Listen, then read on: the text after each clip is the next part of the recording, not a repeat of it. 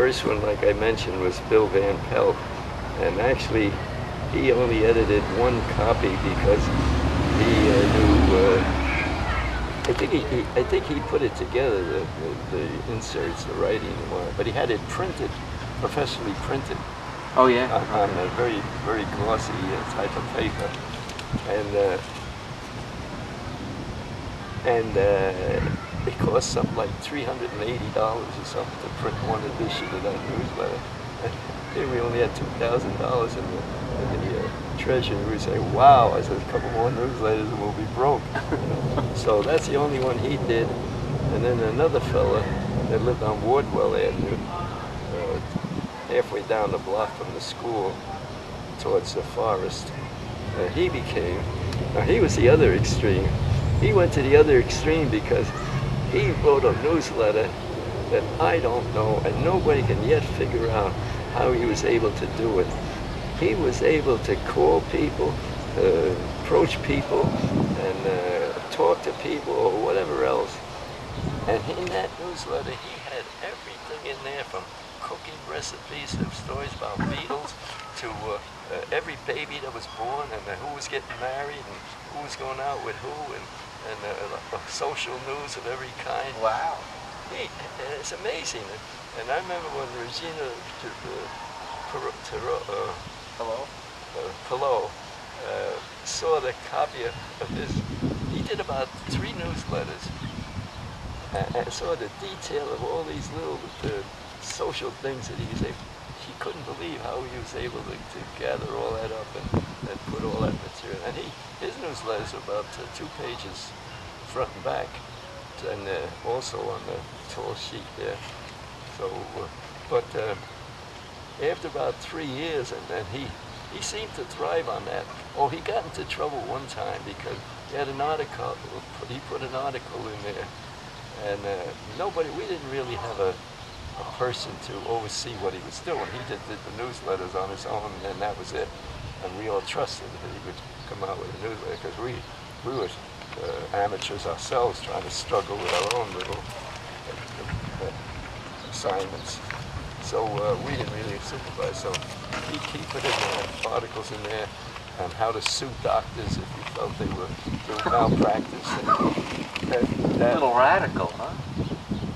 Yes. I would say he had a tendency to be on that type of person, that he wasn't inhibited on whatever came to his mind that he thought would. The editor put an article in there about the Beatles, and I mean a long article about the Beatles, because the Beatles were hot news at that time. They had come over from England, and the girls around here were all going gaga and all over the country. And he thought that was news that we should have in our newsletter. Well, George Best didn't, of course. He didn't think so. Okay. So he more or less convinced this guy to maybe you ought to write your newsletters with some other organization. Wow. You got the job? And I took over. Oh, wow. And of course, with me, that's all I wanted to write about. Was civic news, Westerleigh, the parades, the issues, the Oktoberfest, and all about the history of Westerleigh, and how these streets became named, and anything of a historic nature about Westerleigh. I just found that to be the kind of news I wanted. Something that would make people proud to live here. They blocked the book.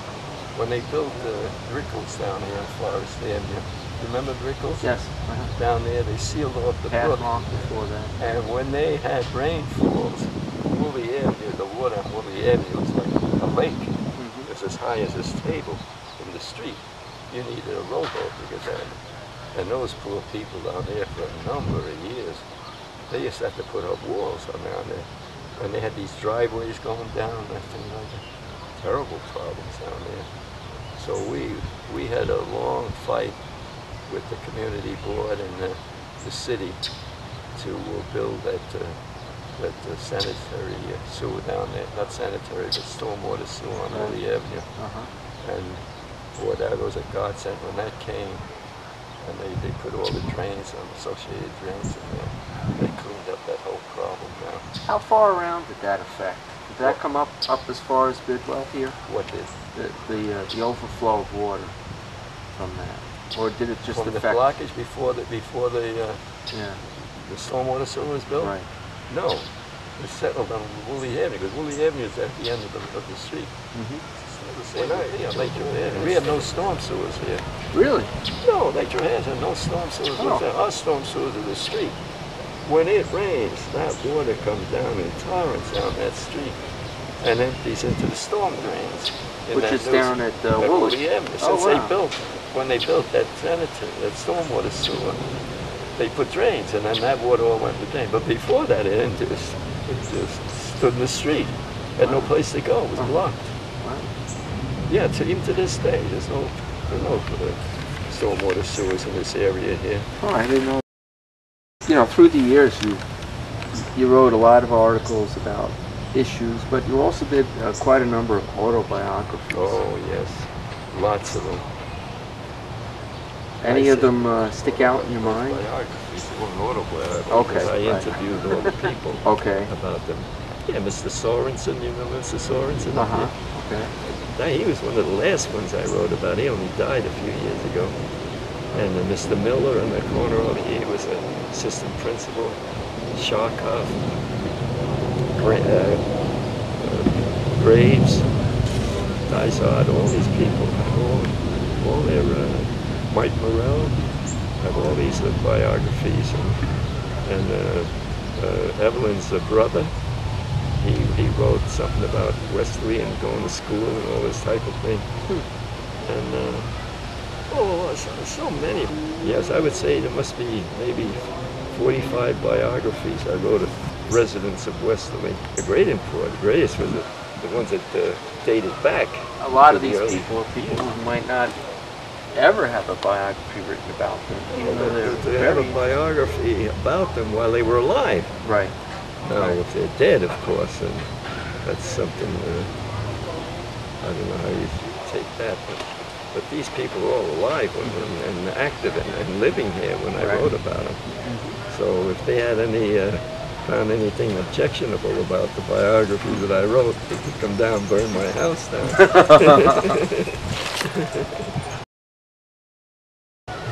So through the years, you had many issues in the newsletter. Many of them were reoccurring. Yeah, parks was always a big issue. Northerly Park, Westerleigh Park, and also that park up there on Victory Boulevard and near the highway. Oh, Gator? Gator Park. Right. Oh, yeah? Oh, yeah, very good friends. We served together on the community board. Well, I served with the Connors. All those people that were on the community board. We sat at the same table. Architects, engineers, and all kinds of people. George Wambaugh was a member of the community board for a number of years. We enjoyed working together on one thing that George did a lot of work on to get done before the Watchog Road was before the sewer was installed there.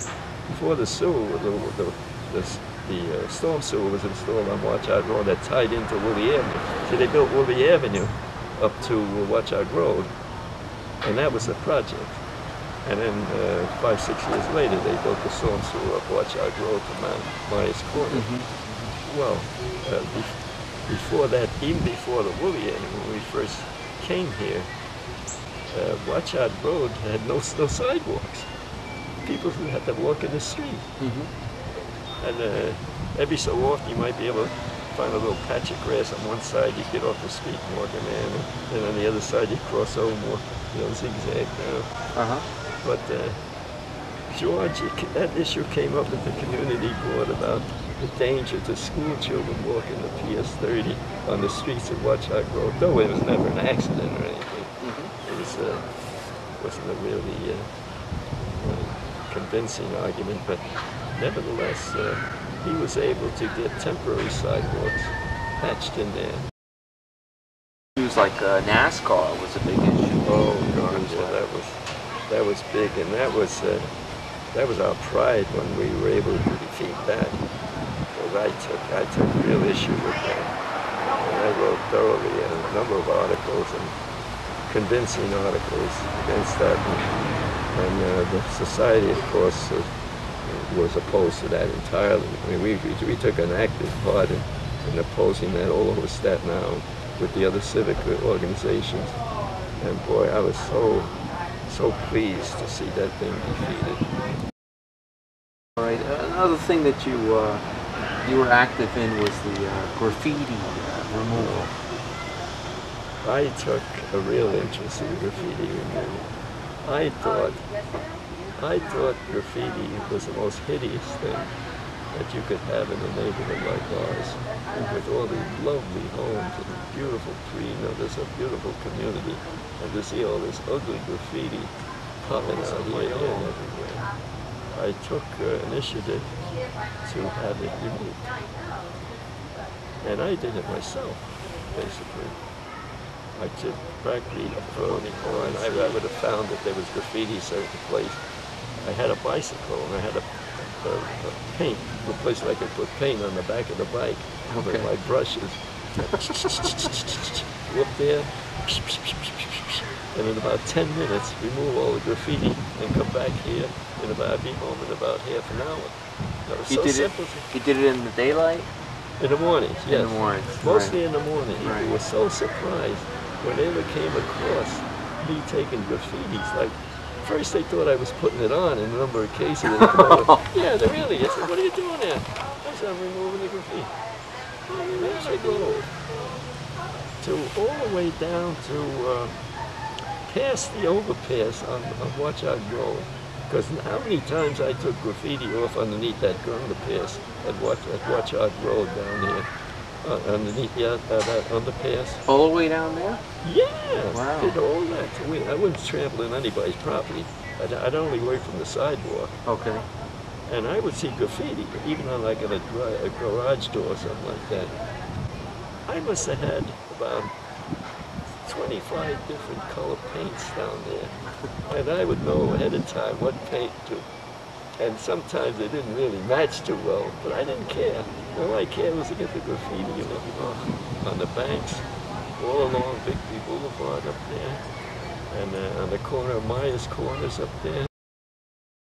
Recently, you saw some graffiti. Yes, well, and I saw 2 new trees planted down next to Staples down there. Like the guy was trying to beautify the place. I went in to see the manager and I says, what's this doing here? You planted 2 nice trees here, beautiful. And your whole wall is covered with graffiti, fella. I said, you have a business here. I mean, that's a disgrace to the neighborhood. They come back almost a week later and the graffiti's all gone.